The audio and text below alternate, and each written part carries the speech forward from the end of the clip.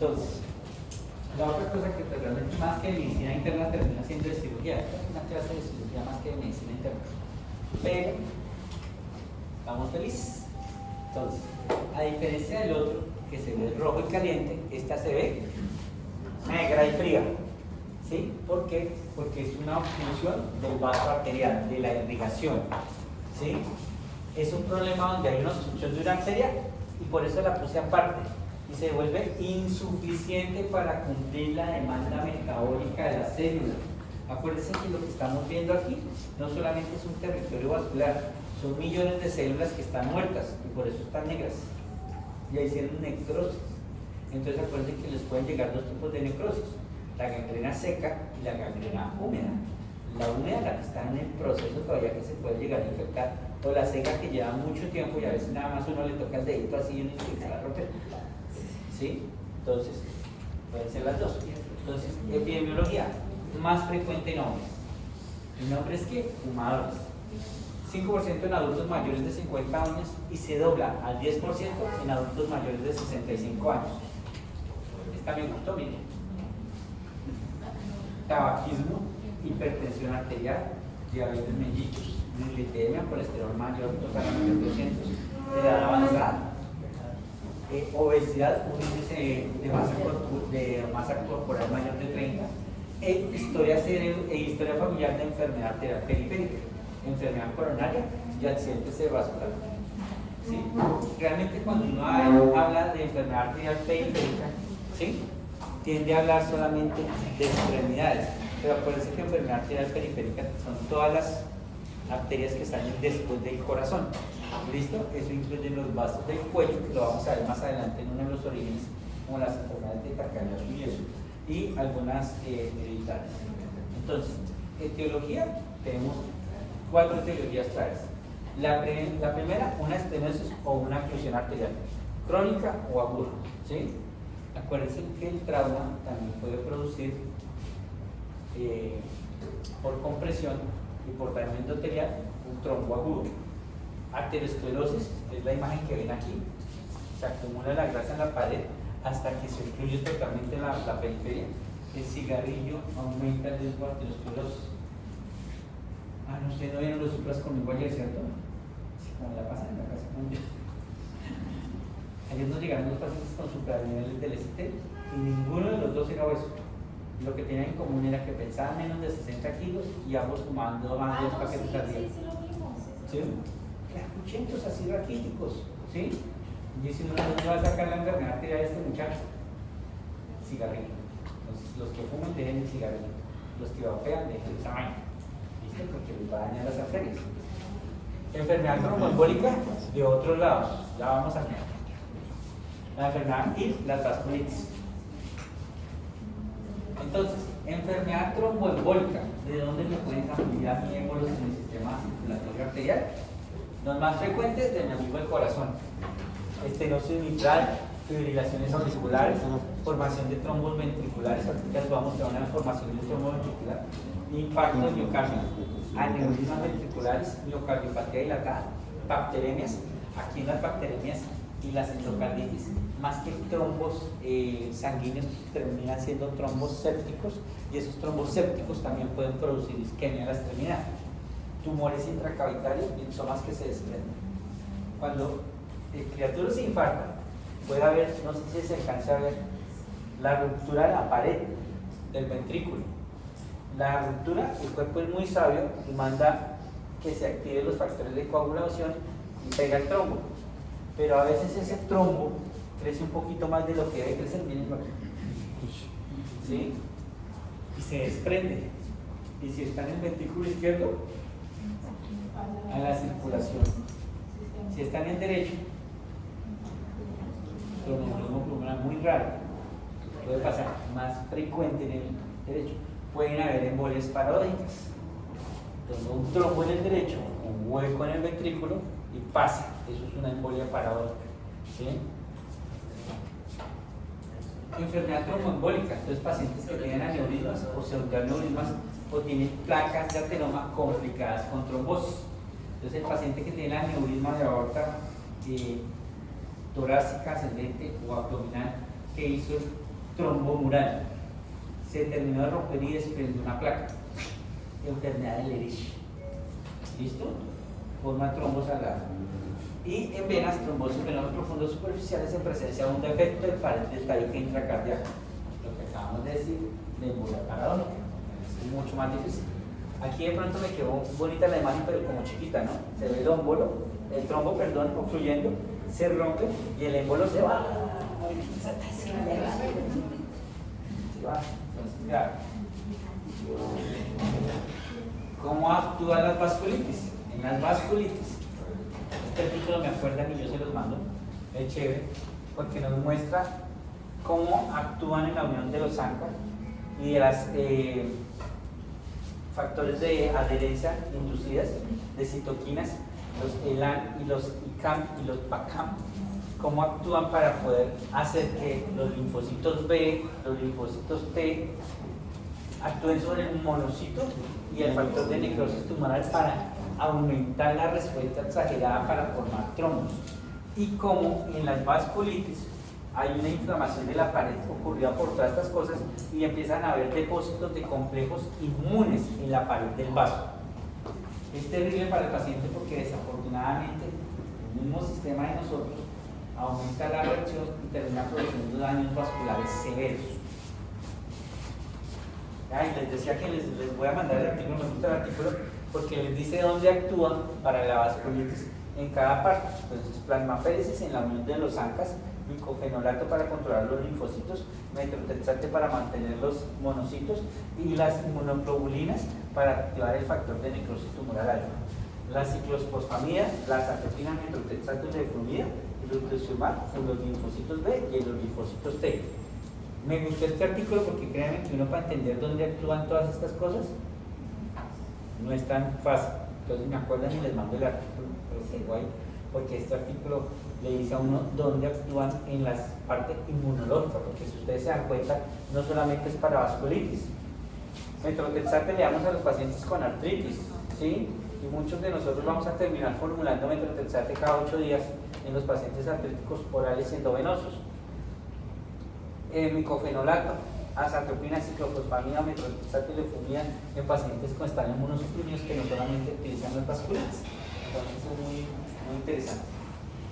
Entonces, hay vasculitis de grandes vasos, de medianos vasos y de pequeños vasos. Las más conocidas de grandes vasos, la de Takayasu, que ya les muestro una imagen, arteritis de células gigantes, de vasculitis de mediano vaso. Entonces, gran vaso, ¿quién va a ser? Pues la aorta. Mediano vaso, subclavia, mesentérica, renal. Pequeño vaso, pues ya arterias mucho más pequeñas que van dependiendo, y ya las de pequeño vaso son capilares y ya va al sistema venoso, como las poliangiitis, las granulomatosas y las angiosinofilicas en esta lugar. Entonces, esto es lo que vemos en una arteritis de Takayasu. ¿Reconocen el bastoncito? ¿Cierto? ¿Quién sale primero? El tronco toracoencefálico derecho. Y después debería salir, miren, no hay tronco toracoencefálico izquierdo, no mato. La carótida y la subclavia izquierda. Y si se dan cuenta, al parecer, miren, están apuntadas ambas juntas las dos. ¿Sí? Entonces, esto es una enfermedad por vasculitis. Presentación clínica, dolor. ¿Sí? ¿No se puede infartar el cerebro? Sí, señora, claro. Son pacientes que tienen desafortunadamente también lesiones cerebrales. Cuando es agudo, hace el isquémico porque no le insulta el territorio. Acuérdense que nuestro cuerpo intenta ser sabio. Oiga, no hemos revisado hace cuántos que revisamos hace unos. Nuestro cuerpo intenta ser sabio y tiene una cosa arriba en el sistema circulatorio que se llama el polígono de Wills. ¿Lo han escuchado? Sí, señor. ¿Quién insulta en el polígono de Wills? Las carotidas. ¿Las carótidas? Va a mandar a rotar conmigo. Entonces, por la parte de la carótida derecha y la carótida izquierda y las basilares. Son ramas de las vertebrales. ¿Sí? Entonces, cuando se imagina una carótida derecha, yo tengo la carótida izquierda y las dos basilares para que me den circulación. Entonces, tienden a salvarse.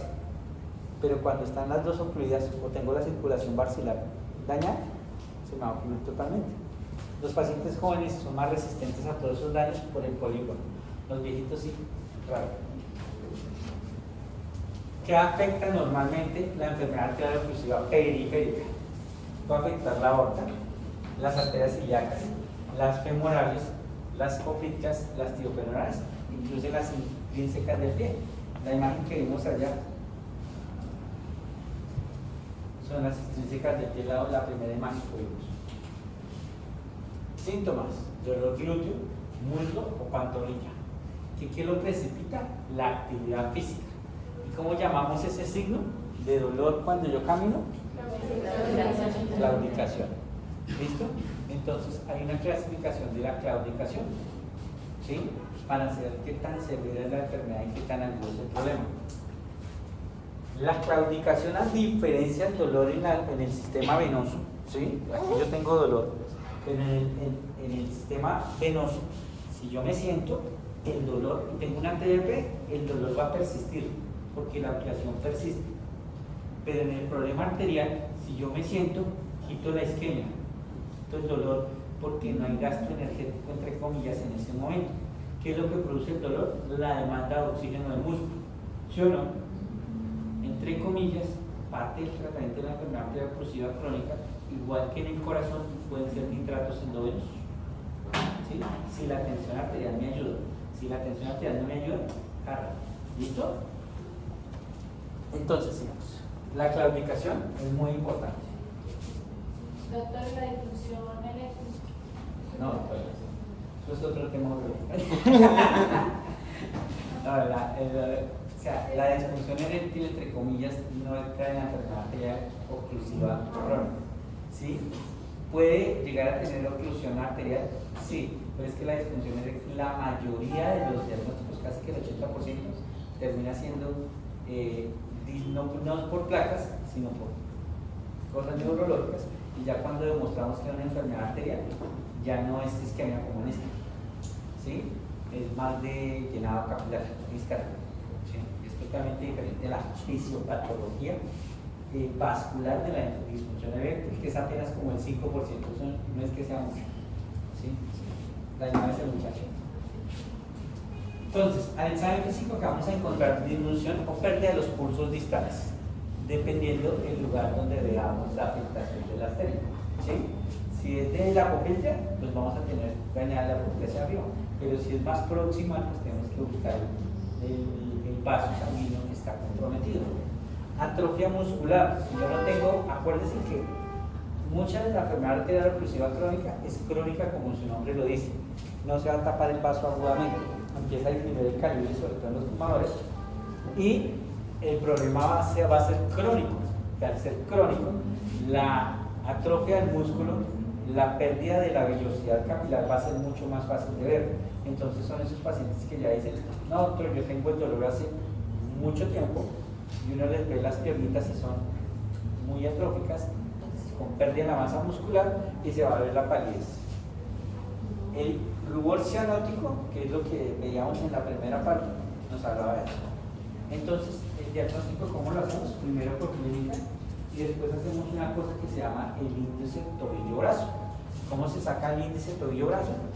Se toma la tensión arterial sistólica del brazo y de la pierna y se divide tobillo sobre el brazo en reposo. Lo normal debe ser mayor de 0,9, o sea 1. Cuando es de 0,7 a 0,89, compensado menor, moderada de 0,5 a 0,9 a 0,69, 0,3 a 0,4 es severa y crítica menor de 0,3. ¿Sí? Niños, no dejen en la clínica, hagan el tobillo brazo a sus pacientes. Créanme que a mí me da pena cuando los médicos generales no le sacan índice tobillo brazo y llaman al doctor. Porque es que esto lo podemos hacer básico. ¿Sí? Y nos demoramos 5 minutos, bueno, un poquito más porque está toda la historia. Pero cuando ustedes llaman al cirujano vascular y dicen, doctor, tengo un paciente con una enfermedad arterial oclusiva crónica y su índice tobillo-brazo es de 0,3, ¿ustedes qué creen que piensa el cirujano vascular? Hay médico general, ¿sí? Y hay que operarlo, ¿sí? entonces uno confía un poquito más y se va más rápido. Entonces si le dicen, no, que él empiece cianótico hace cuántos días, no, 20 días, bueno, más tarde lo mismo, ¿sí? Porque no es la misma gravedad, porque ustedes no le están dando más herramientas al cirujano para que venga corriendo a operar a su paciente. Diagnóstico, igual que en la trombosis venosa profunda, lo más rápido es el dúplex, ¿sí? Aquí, a diferencia de la TDP, no va a ser el signo compresivo, sino vamos a hacer un espectro. Vamos a mirar cómo está la onda del pulso y qué tan variable es. Depende de quién, de nuestro operador del Doppler, de nuestro médico radiólogo en Colombia. Más fácil, angiotomografía, que me va a permitir ver con mayor exactitud los lugares y lo crítico de la lesión, y me va a poder plantear un manejo quirúrgico, porque acuérdense que uno para esto que vamos a hablar del tratamiento puede hacer puentes aorto femorales, aorto bifemoral, aorto ilíaco, ¿cierto? O ilíaco femoral. ¿Listo? Miren aquí cómo se ve en la arteriografía, eso ya es más exclusivo, la arteriografía, cómo se ve el catéter entrando y la diferencia de cómo está entrando el medio de contraste a los dos. Si se dan cuenta, a pesar de que está aquí el catéter adentro, el medio de contraste realmente no se ve en la derecha igual que en la izquierda. Entonces hay una función ambos. Entonces, ¿cómo podemos ver nuestros signos clínicos y qué tan grave está el pronóstico de nuestra pierna? Uno que es viable, vamos a ver que el pronóstico no tiene amenaza de perder la extremidad, no hay pérdida de sensibilidad ni debilidad motora, por lo general la señal del Doppler es buena y la venosa es buena. Cuando ya tenemos amenaza la podemos mirar si es marginalmente, si necesita tratamiento precoz pero no urgente, o si es inmediata, que necesita que el cirujano vascular llegue rápidamente. La pérdida de la sensibilidad en el marginal es mínima, pero en el inmediata hay dolor isquémico, hay isquemia. Entonces se comporta igual que en el infarto o en el miocardio. Hay dolor. ¿Por qué duele? Porque todavía hay tejido viable. Cuando no duela, ya no hay tejido viable. ¿Listo? Entonces, el dolor es el signo de alarma más importante en la enfermedad arterial. ¿Sí? Si al paciente le sigue doliendo la patica, es porque todavía hay patica. ¿Sí? Pero cuando el paciente le deja de doler, ya no hay patica, ya no hay que correr. ¿Sí? Entonces, dolor isquémico, sí, es viable, y la debilidad motora puede presentarse. Claro, el paciente le duele tanto que ya no quiere levantarse ni caminar. La señal Doppler arterial no existe. No viable o irreversible. El pronóstico, ya hay pérdida de tejido del daño. Pérdida sencilla, marcada o anestesia.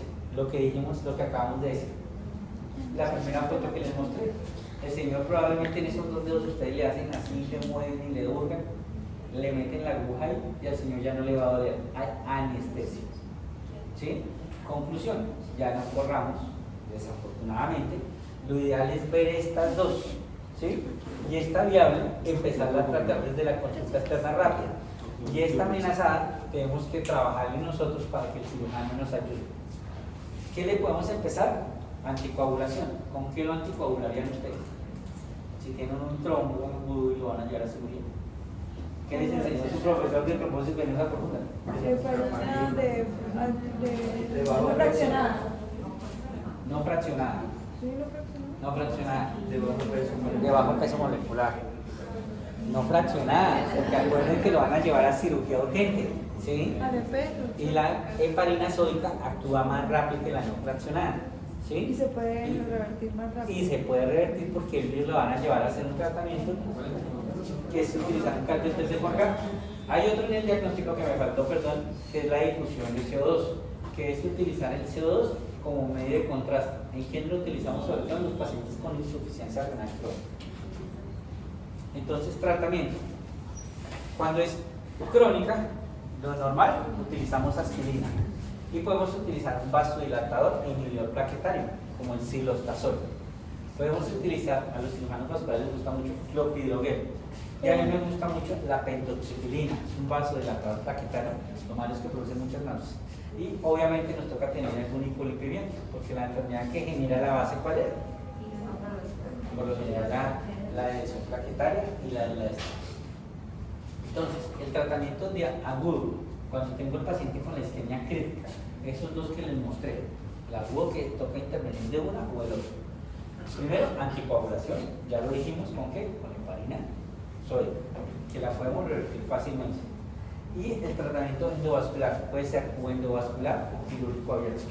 Endovascular vamos a utilizar esto, que se llama un catéter de Fogarty. ¿Qué hace el catéter de Fogarty? Atraviesa el trombo. Después de que yo atravieso el trombo de forma mecánica, inflo el balón y hago una cosa que se llama tromboaspiración. Saco el trombo y lo que hago es aspirar. Esto salva un montón de papitas. ¿Sí? Pero, ¿qué tenemos que hacer nosotros? Reconocer rápidamente la enfermedad para poder llamar al especialista que nos ayude esto. Esto lo hace el cirujano vascular o lo hace el radiólogo intervencionista, no hay problema. ¿Listo? Mientras que llegan ustedes, ¿qué le ponen? Heparina vamos a pasar por el plan y si la tensión me da, alguito de nitro, si no, pues no hay problema. Le dan por lo menos la heparina y le ayudan con el dolor. La otra quirúrgica, que es hacer los puentes. Si tengo el trombo aquí grande, el cirujano pinza y me hace un bypass. ¿Listo? Como en el corazón. Me hace un puente. Por eso les digo que esto es más una clase de cirugía que misericordia. Hace el puente aorto, femoral, cuarto y femoral a veces, la enfermedad de Lesch. Ahí están los puentes. Aquí están los puentes. ¿Sí? Tengo el trombo aquí, lo que hago es sacar sangre de la aorta, pasársela aquí. Como ya llego aquí, pero tengo otro trombo aquí, pues se lo paso para que me pueda ayudar. ¿Listo? Es un puente en secuencia. Díganme. ¿Cuánto dura para hacer puente? ¿De qué depende? Como la canción. El manejo del paciente. Depende del paciente, ¿sí? Si el paciente sigue fumando, 2 días. sí, como en el corazón, exactamente. O sea, es una pregunta capciosa que no tiene respuesta adecuada, ¿sí? ¿Por qué? Porque ¿cuánto me le dura el puente a un paciente que le abrieron los stents? Depende de la severidad de su enfermedad de base. Si es diabético, si es hipertenso, si tiene una dieta adecuada, si se cuida y si es fumador, ¿sí? Y también la otra es si es el de males, porque puede hacer de todo, cuidarse, ser muy juicioso, se le da el pasaje. Y así es como se ven inicialmente, después de hacer una terapia endovascular con un catéter de Fogarty, así es como queda. ¿Sí hay una diferencia totalmente? Sí. Entonces, ¿cuál es su misión en el mundo, doctores? Salvar vidas. Salvar patitas. Créanme que es muy importante que uno entienda que si uno ve una isquemia crítica y la logra salvar porque todavía tiene dolor, digan, oye, es que este paciente sí que molesta. No, es porque la isquemia, igual que en el infarto, sigue teniendo viabilidad del territorio muscular que está afectado. Y si ustedes le dan la oportunidad de llegar a un centro de terapia donde le hagan estas cosas, el paciente va a mejorar muy rápido. ¿Qué va a ayudar a que se prolongue ese tiempo de isquemia? El tratamiento que ustedes le empiecen, la heparina sódica. Recuérdense que siempre que van a coagular a un paciente tienen que saber función renal y tiempos de coagulación antes. ¿Listo? Mirar las plaquetas de nuestros pacientes, eso sí me faltó decirles también en la TDP. Siempre antes de anticoagular a un paciente, miren sus plaquetas, factores de riesgo de sangrado, tiempos de coagulación y función renal para que puedan hacerlo mejor. ¿Listo? Doctor, ¿y función hepática? También, obviamente sí. Entonces, niños, muchas gracias por tenerme paciencia. Quedan libres. ¿Ya? ¿Tienen alguna pregunta? No, ¿Sí? ¿Quedan alguna duda? Dígame, doctora. ¿Cómo? ¿Le gusta más esto?